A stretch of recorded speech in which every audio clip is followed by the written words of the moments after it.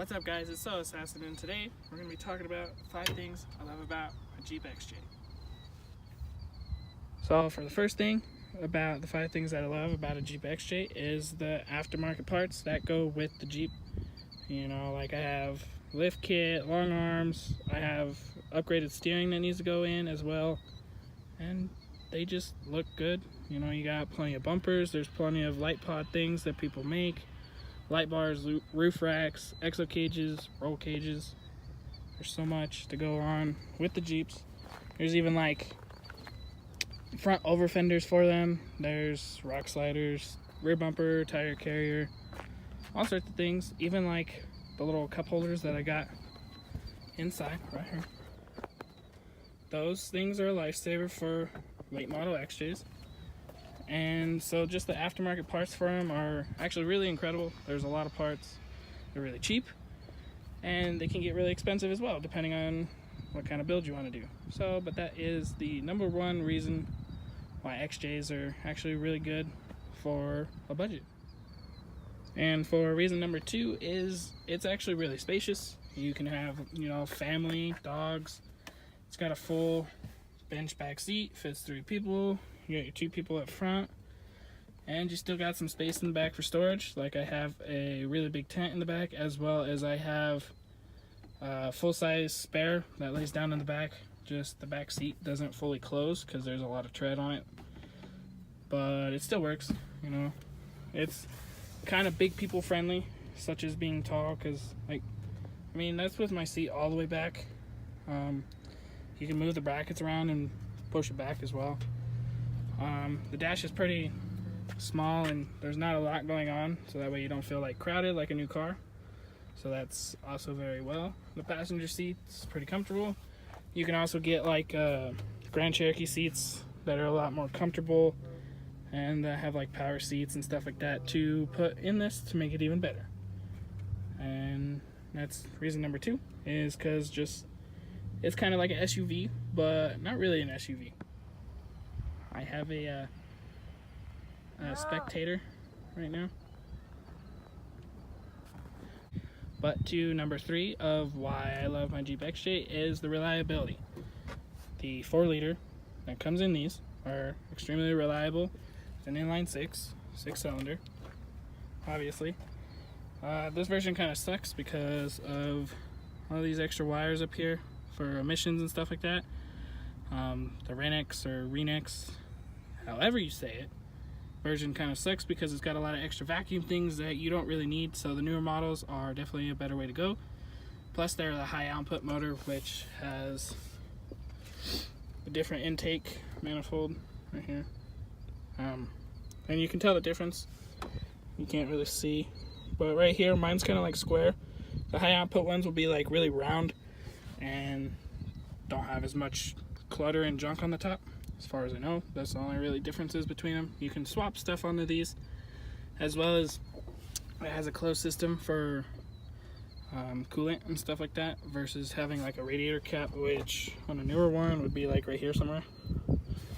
But otherwise, you know, the 4-liter is pretty much bulletproof as long as you keep oil in them and they don't get hot.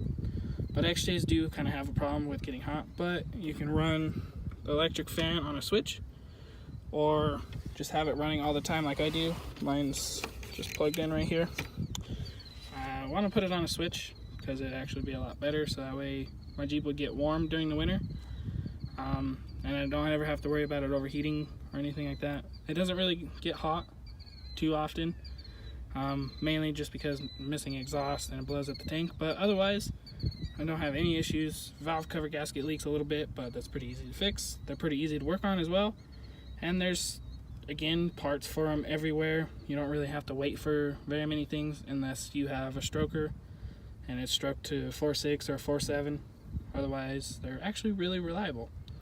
And these come in pretty much almost every Jeep up until like the Pentastar V6s that they put in the newer JKs and JKUs. Otherwise, very reliable. And for number 4 is that they're extremely cheap. You can find stock ones that are a little bit in rougher shape, like paint wise and maybe some dents and stuff, but if you're going to use it for off-road, really not that problem. not that big of a problem because you're going to ruin them anyways.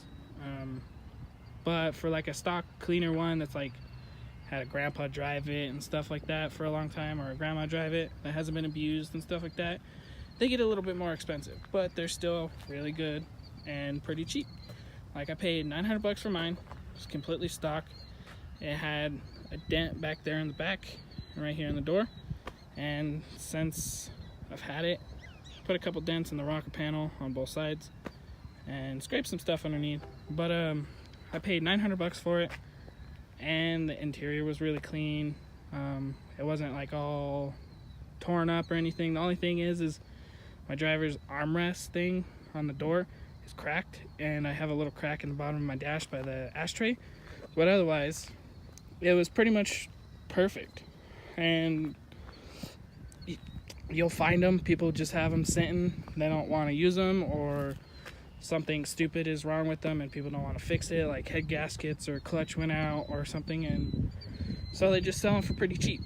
And you can find them for a steal. Even if you find a newer one, they're still pretty cheap, $1,000 or so. But if you want like a really, really nice one, you're looking at like maybe $1,500 to $3,000, depending on if it's lifted or what it's got done to it and things like that. But you could even buy one that's already built from somebody with bumpers, tires, lift, and everything for, you know, $3,500, $5,000. Not very bad for, you know, fully built XJ. They're everywhere. They're kind of the STD of the Jeep world, so they're extremely cheap everywhere. You just got to keep your eye out for them and don't get discouraged, because it took me like 6 months to find mine, but was definitely worth it.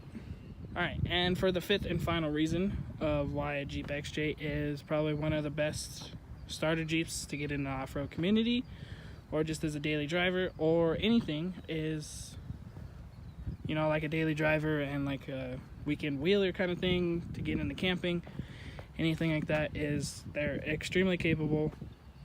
Even before I had my lift, it was completely stock on like 255 size tires, really small, and I was able to do everything that my dad was doing in his XJ with 35s, as long as I could stay on top of stuff and get onto things without hitting the bumper or getting stuck like high centered or anything. I was good. But even with like a 2-inch lift, short arms, you know, they're extremely capable, very budgetable. You can buy a 2-inch puck and a 2-inch shackle for the rear for like, I don't know, 150, 200 bucks, really cheap. You could also go the route that I've done with a budget build, where I've got $400 in tires and rims, $400 in the long arms, 900 bucks for the Jeep. Coil springs, shocks, leaf springs were all free, but if you were to do what size it is and things like that, buying the parts like separately, it would be like another 250 bucks. And boom.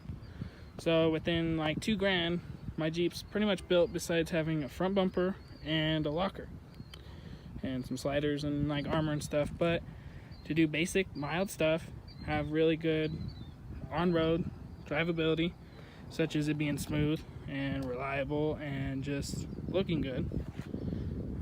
You can do it for really cheap, or you can ball out and buy like the big Iron Rock long arm kit, or make custom 4-link kits and everything like that. It's really nice, and they're really good off-road. The only thing that sucks is the Dana 35 has a C-clip rear end. Not the best, but if you don't have a heavy foot, and if you stay at 33s, 35s is kind of pushing it, but you could run it. It's doable. You can even do 37s and not have problems. But most of the time, 33s are perfect, because you can still wheel it and be hard on it without having to worry about breaking a lot of stuff. And they're just really capable. And if you want to see how capable they can be, go and look at the Jeep Build Project playlist, and you'll see videos of it wheeling, and just from stock to where it is now. But yeah, that's the fifth and final reason, and hopefully guys do enjoy. I recommend getting one of these if you're looking to get into off-road. They're really cheap, like I said, really budgetable. I can make a video about how to build it on a budget for like a high school kid and working and going to school. And yeah, so hopefully you guys did enjoy. Has been so assassin. I'm gonna talk to you guys later.